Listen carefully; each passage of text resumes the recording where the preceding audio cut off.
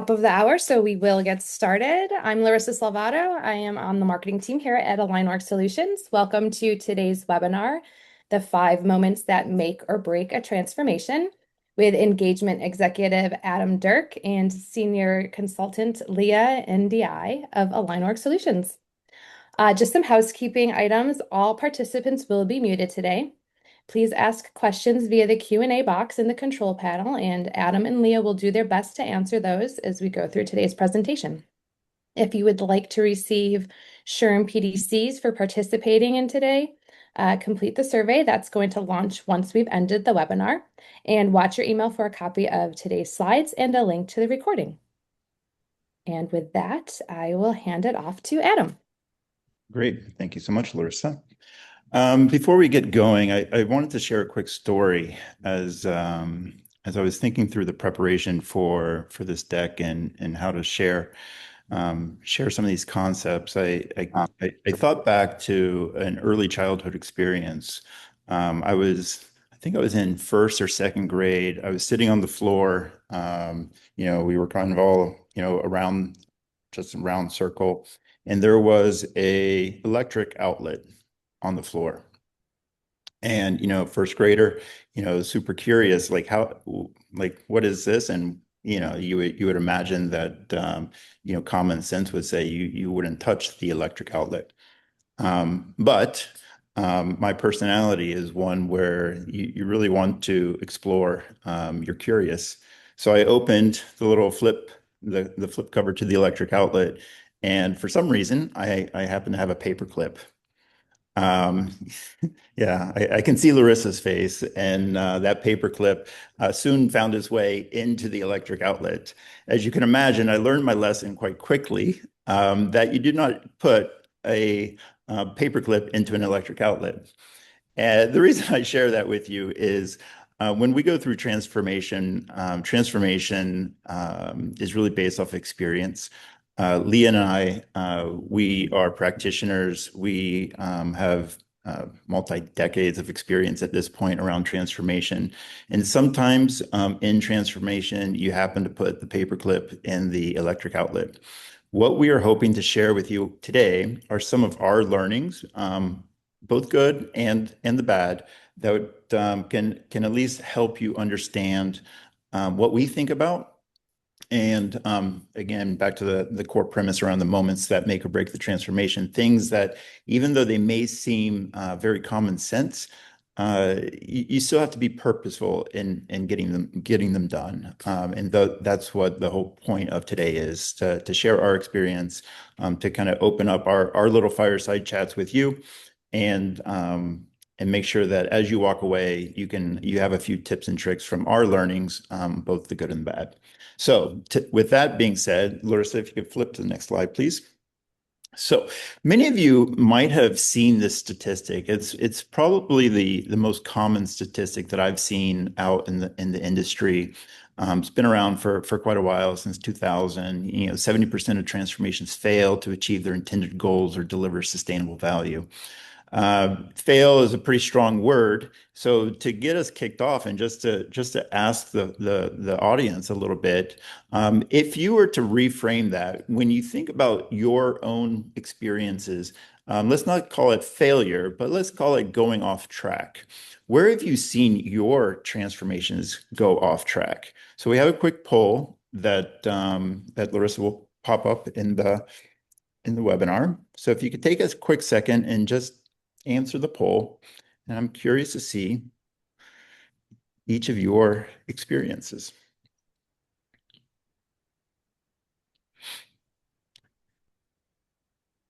Adam, I'm glad you're here today after that experience with the electric socket. I had no idea. Yeah, I know, right? I figure it's a more interesting conversation when you don't know all my stories, Leah. So part of the fun of our chats is just learning about each other and our experiences. I learn something new every day. Yeah. Okay. It looks like lack of leadership alignment and poor execution and governance are kind of our top two culprits. Siloed work streams is kind of taking up the rear at the moment with change fatigue and unclear accountabilities. It's actually interesting. As Leah and I were preparing for this webinar, I think we were expecting lack of leadership alignment and change fatigue. Is that where we landed, Leah? Yeah, yeah. And so this is a little bit different than what we were expecting, but it makes complete sense. Yeah, great. So let's jump into some of this. Our first topic that we let me clear this. There we go. Our first topic that we wanted to cover, one of our first make or break moments is what we call the activation gap. And as you know by now, I'm big into stories. So let me tell you a quick story about activation, and why it's such a core part of my own career and what I aspire as I hope to educate other leaders. So this is a very personal story. Back, I don't know, it must have been about 10 or 15 years at this point. I was part of an IT organization, and we were shifting to a new agile delivery model. Effectively, the way that the agile delivery model was being rolled out was we all piled into the room. In this room, we spent approximately 4 to 5 days going through training. What does it mean to deliver in this new agile delivery model? Uh, as per always, as you go through training, you're super excited. You're learning new things. It's fun. You're really challenging some of your core beliefs and how you get work done. But then there was a moment. There was a moment, I would say, a week later, when I was back at my desk and I was looking at myself, and I was talking with my team, and and the question came, well, now what are we supposed to do? It was like it was like a boulder that just kind of rolled off the cliff and kind of the Roadrunner coyote fashion, and it just crushed me. I did not know what to do. So all that excitement that we had leaving the room, I was in a state of paralysis. One of the core concepts that we talk about in this activation gap is that momentum is perishable. So at some point, even though you have a bunch of folks that are highly motivated, they're really excited, people are anxious. Like I think most folks believe that everyone's always change resistant, but I don't believe that. I believe that people want to change, but they don't necessarily know how.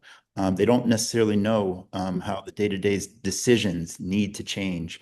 And at a certain point, there's a reversion. So, people want to do the right thing. They want to be successful in their careers. But if they can't figure out how to drive that success, and how the work should flow going forward, it reverts to old habits. So, reflecting back on that moment, there was three main things that I was really thinking about in terms of what could have been done differently. The first was I was not alone in this. There were other mid-level managers that were all trying to figure this out. We were in a room of 20, 30 folks, but we did not set ourselves up with communities, ways that we could share those learnings, share those gaps of understanding. Uh, we've used, Leah and I've talked about these in the past, a concept called a manager huddle. How do you create these informal networks of folks that are experiencing the same type of change, and give them the space to ask questions of each other, learn from each other, and ideally you have them as a moderated format of some sort, where you can start to answer some of those questions real time. So as they are trying to process, they're kind of getting that just in time support. The other thing that I also saw as part of this was, after the training, there was really no clear expectation on what I, as an individual contributor or as a leader of my team, needed to be doing. At a certain point, I knew I still had performance goals I had to reach. I still had to drive to certain outcomes with my key stakeholders, all of that stuff. But I didn't have anything specific to this project, to what it meant to make my shift into this new state. And so, 1 week turns to 2 weeks, and 2 weeks turns to 3 weeks, and lo and behold, a month, 2, 3, 4 months later, it's forgotten. It happens very quickly. And the final thing, um, as I reflected back on that moment, was without our peer-to-peer networks, without our explicit milestones, we also didn't really have very active leader engagement. We all know that leaders are quite busy. They have an operation to run. But in this moment, with this transformation, the leader was not present. And so it was really kind of incumbent on that next level leader to find the path forward. And without that leadership alignment, that's where we start to also see the second gap that I'll actually hand it over to Leah to talk about, because I know she's done a lot of leadership alignment work over her career. Yeah, and before jumping into that, I mean, what resonates about your story, Adam, is that so much work was put into that Angel transformation, but because there was that lack of clarity, you, as an employee at the time, a manager, did not know what to do and just reverted to the old. So it's such a waste of time and value is not added. So And thanks for sharing that it happens quick. story. It happens so quick. Yeah. That's the interesting part. Absolutely. Okay, well, just to make sure everyone's still paying attention and engaged, I also have a story and then a little poll. So, the first story I'm going to share with you is when I was on an HR team as an internal HR senior leader, and we were acquiring a startup. It was a smaller startup, but it was still a very big acquisition for us. And I was on the acquiring team working with the adjacent HR leaders. And our CEO communicated to us that when we're acquiring this company, we should quote unquote do no harm. And that was our direction. And so when leaders came out of a meeting, apparently, or a few meetings where they talked about do no harm, they walked out feeling like, great, we're going to do no harm. We get this. We know what we're doing. That message got very lost down to the middle managers. We didn't know what do no harm meant because you can interpret that in many ways. And so we had to go back to leadership and ask for clarity. And then they realized that not everyone really agreed on what do no harm means. So I tell that story because many alignment challenges don't necessarily come from disagreements. Like we think that leaders aren't aligned, like they don't agree. It's usually more around interpretation. So just wanted to leave you with that for just a moment and then ask Larissa to put a poll out there for everyone. How aligned are leaders in your organization in your most recent transformation? We're curious. We want to know.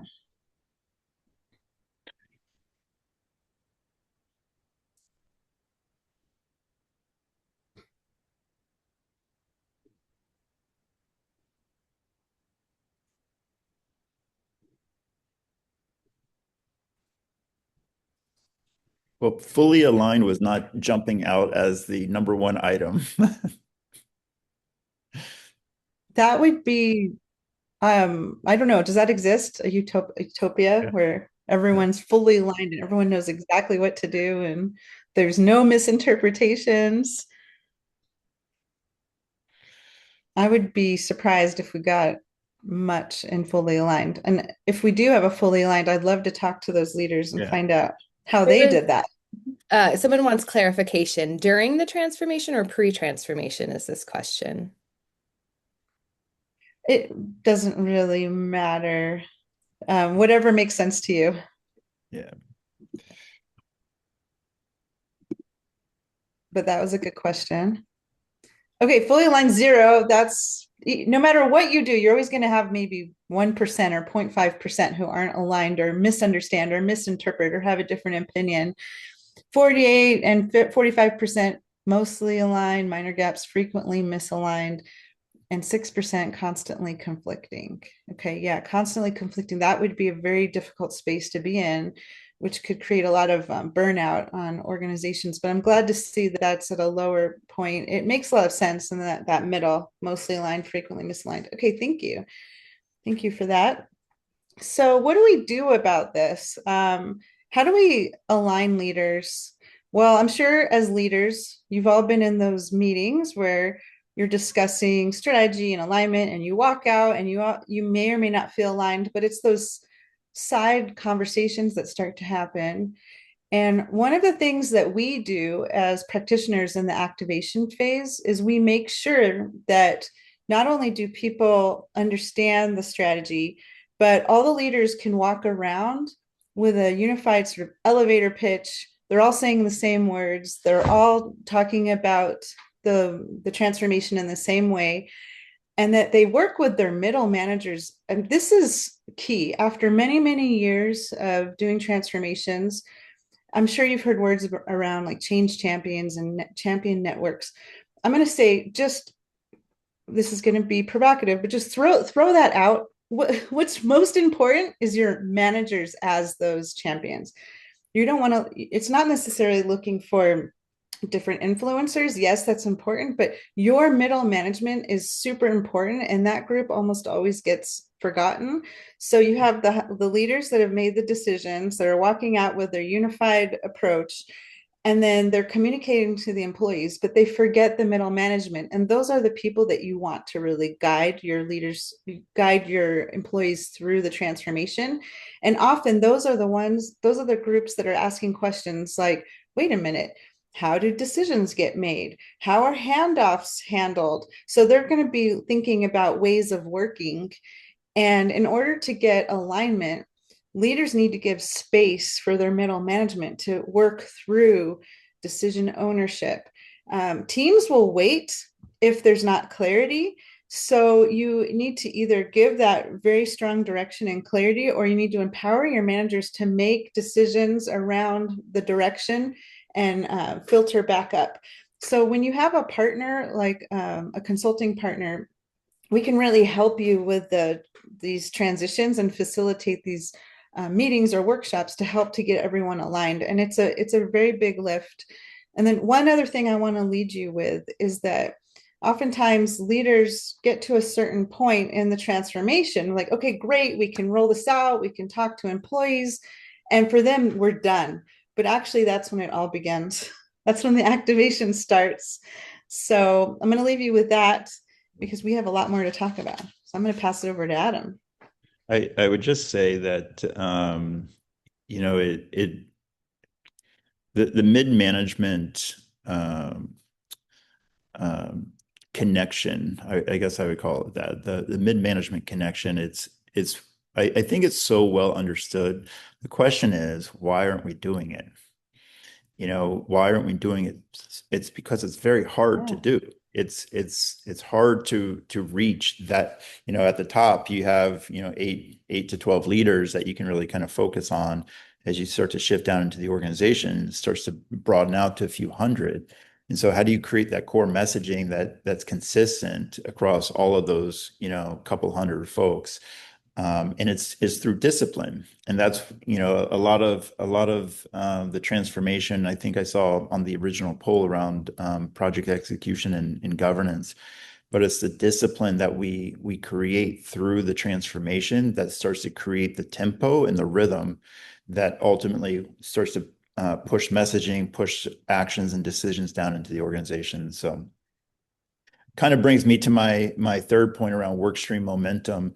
Workstream momentum, it's this one to me, as I was looking at it, it feels like the most obvious thing. And I hate to just say the obvious statements, because I really want you to think about and to take something away from this webinar. But when transformations start to move into an activation phase, you're starting to expand the tent. You're starting to provide your like each leader, depending on how the program's ultimately set up, but each leader has different a different focus. And if we're not super clear in terms of leader A, you have, this focus, and this is what done looks like. This is what you're driving toward. This is what good looks like. You're ultimately what will happen is leader A and leader B and leader C will all start to find conflict. They'll start to bump into each other, and as the friction and as the bumping into each other start to happen, um, the consequence of that will be a slowdown of the transformation. People won't know who's doing what they're responsible for, what good looks like. And so it's super easy as you move into transformation to skip over this step because, hey, work stream, yeah, this is an obvious one. Yeah, we know what to do here. But I'll give you another quick story with a client of mine. Um, One component of workstream momentum is also very clear roles and responsibilities. You would think within a transformation team, it's a very clear, I have, potentially a program manager, I have a HR business partner, I have a change manager, I might have a comms lead, I have a bunch of different folks, and by definition of their jobs, you would think that it's very clear that the comms lead's doing X and the change lead's doing Y. But what I found with this one client is if you actually start to unpack a lot of the work that's associated with the transformation, if you're not being very explicit that work activity A is actually sitting with the comms lead, people are making assumptions just like they do through an organization. So people are making assumptions that this person's doing the work, or maybe they have opinions on how that work should be done, and they're micromanaging that person to some degree. So workstream momentum is a very it's a very basic but fundamental step within the activation process that when you skip over it, you will always pay for it. And going back to my paper clip in the electric socket, I have been here. I have gone down this path before, and as you get a few steps removed from the initial workstream setup, you will always go back. You will always go back to, okay, what's my governance model? Who's doing what? Who's responsible for A, B, or C? And so please don't just skip over clear work streams, defined ownership, what done looks like, because it's a key make or break moment within your activation. So with that, let's move forward. And I just want to add on to that, Adam. I mean, that makes so much sense. And managers need to be equipped to be able to say and lead their teams through what must stop, start, or continue. As a leader myself through transformations, getting employees saying, we are so overwhelmed, we have so much work. If the manager can pause and say, what work are you doing? Let's look at it, because oftentimes half of it or 25% of it is not work that is needed anymore, but no one has said that it needs to stop. So people continue the work and then they add more work and then they're overwhelmed. So really stopping to look at what is the work right now, what needs to stop, start, and continue. I will modify that a little bit through the work stream perspective. It also is really important from a leader perspective. So as a leader is moving into a transformation role, the leader themselves needs to figure out what can they stop working on. Again, they have a business to run. The daily operations is not going to stop. So what can they stop doing? Presumably that work will shift to someone else in their team, which will open up some of their capacity. Some of it is brand new work that the leader themselves needs to learn how to do. We don't do transformations every day, so the leader themselves has to really, consume the different work activities. That's why being very clear with the roles and responsibilities within this work stream setup is important because it creates the clarity for the leader for which they can then move forward with intent. But they're going through that same process. We sometimes seem to think our leaders are omnipresent and know everything, but as activation professionals, we really have to be mindful of what they're feeling and what they're experiencing, and helping them create space and helping them lead. Absolutely. Thanks for that add, Adam. Okay, moving right along, just looking at the time here. Pitfalls and drift, we talked about some of them already, but one of the things I'd like to offer, and you mentioned the term earlier, resistance, that we don't really think it's resistance, and totally agree with that. It's often that people just don't understand. If they're asking questions, that's a good thing. One of the earliest warning signs, in my opinion, it's not resistance, it's silence. So if you're not hearing from anyone, people are not asking questions, they're not pushing back, they're not challenging the status quo, then you might have an issue where people either don't know what to do or they're just reverting back to the old, just like Adam mentioned around the agile example. So a tool that we often propose that we want to get going right at the beginning of the activation and have in place are ways to engage with the organization so that we understand what's working, what's not working. You can do a myriad of things: focus groups, interviews, pulse checks, surveys, also just hearing from managers, so many different ways. Working with a leader recently that said, how do we know that the change is sticking?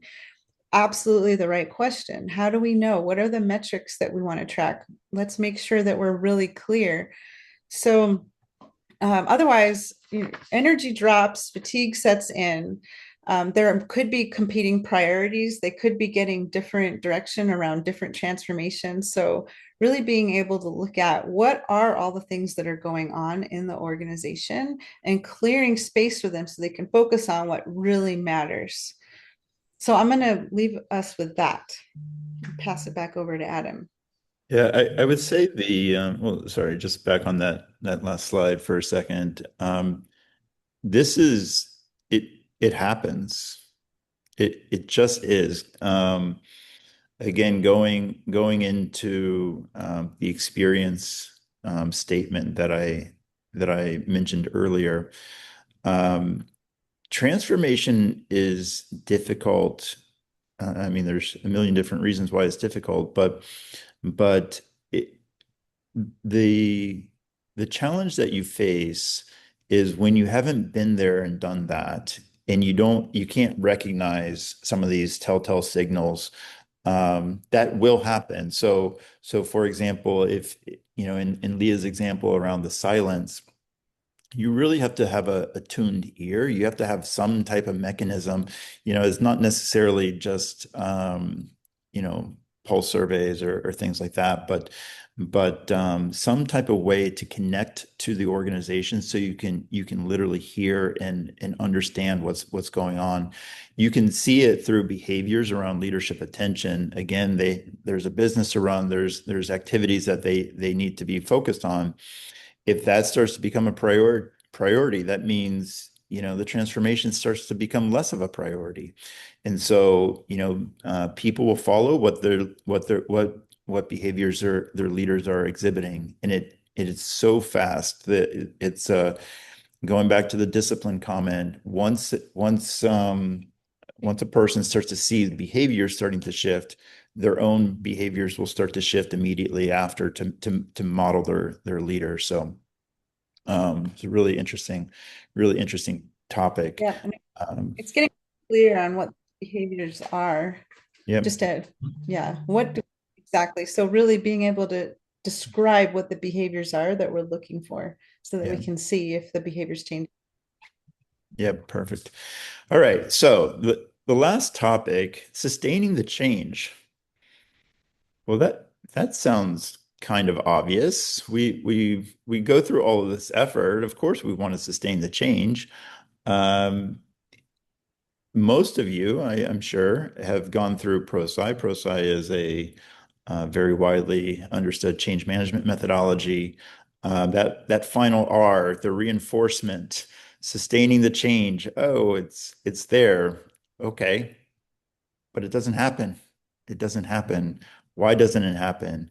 As we go through transformation, some of these behaviors we try to take the big lift to implement, they're actually not being embedded into our normal operating rhythms. Our systems and incentives that we use across the organization, both and by incentives, I do not necessarily mean monetary incentives. It's a lot of non-monetary incentives as well.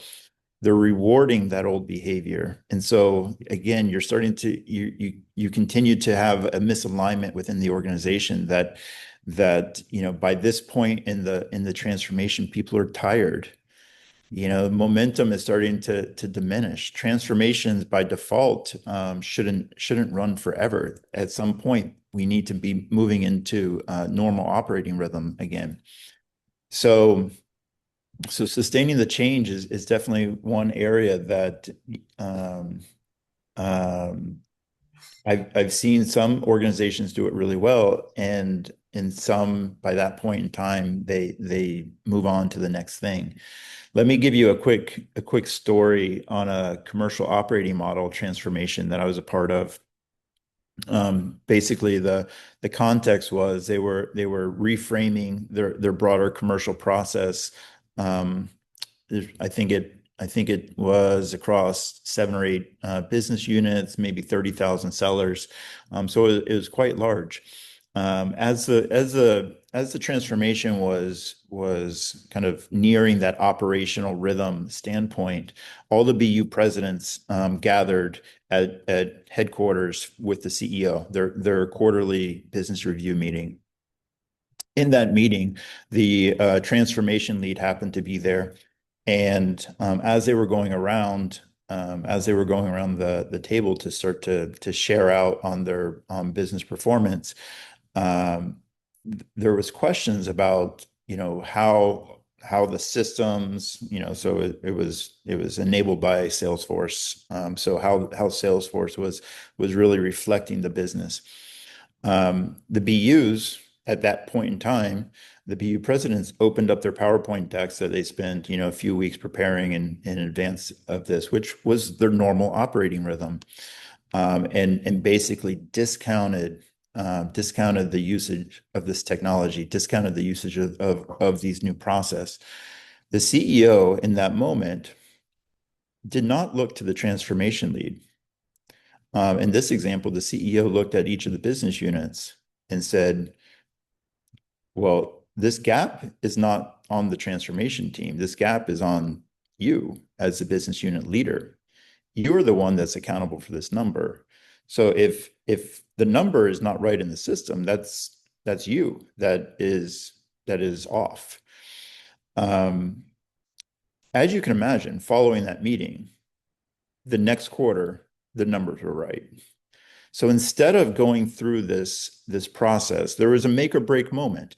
If the CEO would have said, okay, fine, I accept your numbers from the PowerPoint, next quarter, another set of PowerPoints would have been delivered and the system would have just gone by the wayside. The technology, the process, all the new roles and everything that was being enabled through this transformation would have gone through by the wayside. But at that moment, the CEO had a fork in the road and he chose, we've invested, we did this transformation for a reason. There's an ROI. Let's not forget, we started the transformation with an expectation of a return of some sort. And by reinforcing the usage of the technology and by default, the usage of the new process, he was driving a sustainment of that change. And so it could be a simple moment like that. Leah, I'm kind of curious from your point of view, sustaining the change is something that I think a lot of people might I don't know if they're just tired at that point or they forget about, but like what's your experience been? I agree. Every single transformation I've been on, there are people that say, how are we going to sustain the change? but do they actually focus on that part of the transformation?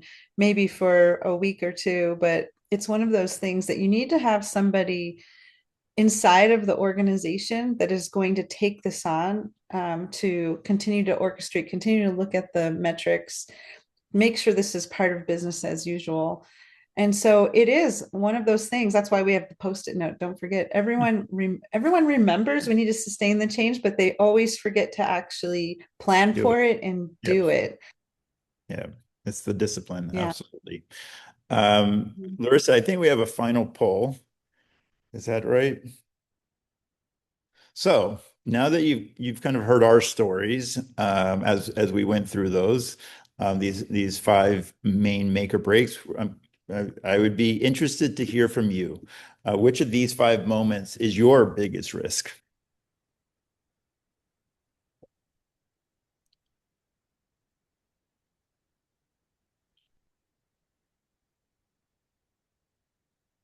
I feel like it's like the carnival where you're firing the little water gun at the balloon. So I I like to see the What engagement. do you think? What do you think it's going to Watching be, Adam? watching the results come in.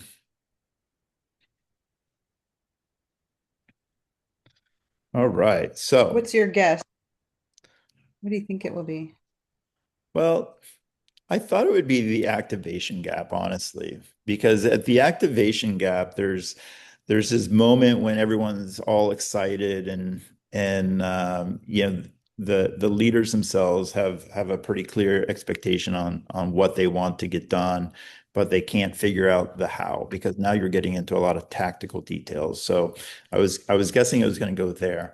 But it looks like the answer is the top of the list is workstream momentum.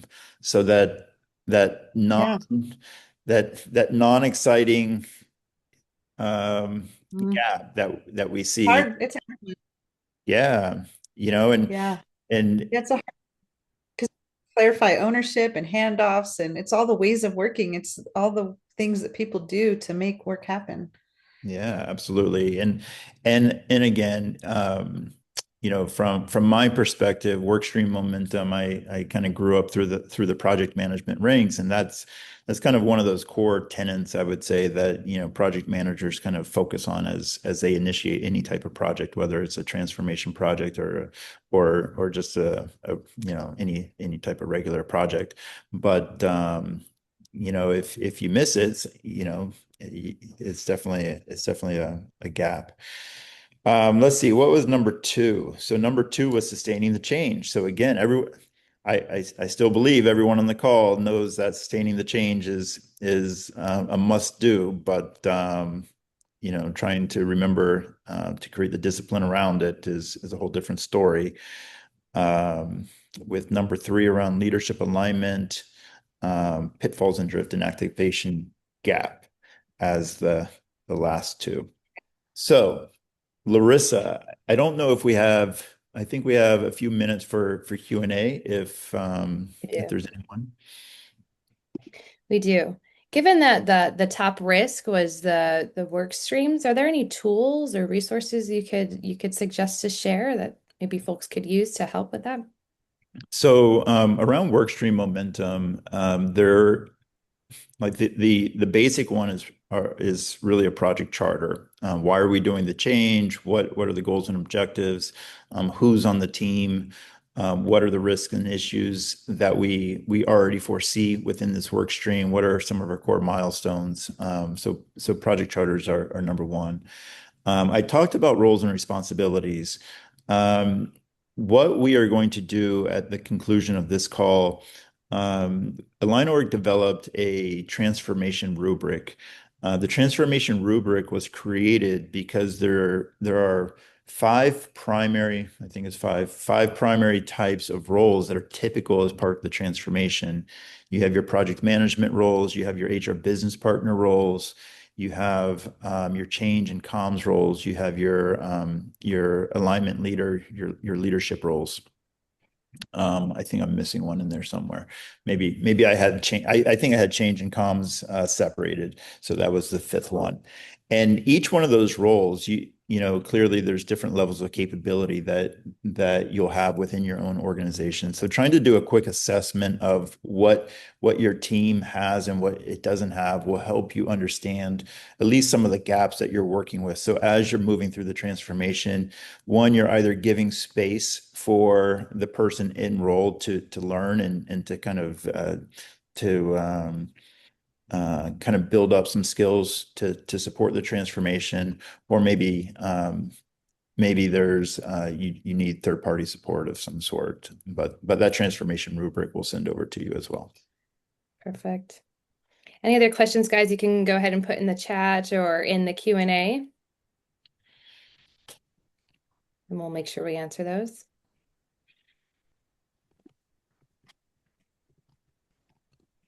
Okay. And as you all know, this was based on our most recent executive guide, which Adam was an author of. You can scan the QR code on the screen to download. We'll also make sure to send you a copy in our follow-up email. Well, we have another question that came in. Can you clarify why people revert to old habits when leadership has clearly told them their vision? Leah, you want to grab I can that? take that one. Yeah, I can grab that one. Great question. Habits are hard to break. If you just think about yourself, if you are wanting to lose weight, for example, you're wanting to get healthy, how hard is it to change habits? Like, I know I need to drink more water. I know I need to exercise, but to actually do it, I need either a coach or I need some mechanism to help me remember. And I need to have some sort of intrinsic or extrinsic motivation to actually change my habit. So, back to Adam's example around Agile, if every day I can still get my work done with the current system or the current ways of working, I'm definitely not going to change my habits. So leaders absolutely have to understand the neuroscience behind habits and around taking the time and the repetition and getting people to really understand what is expected of them, what are the new ways of working, and what are those new behaviors. So I've worked with many leaders that have said time and time again, I told them to do it. They just need to do it.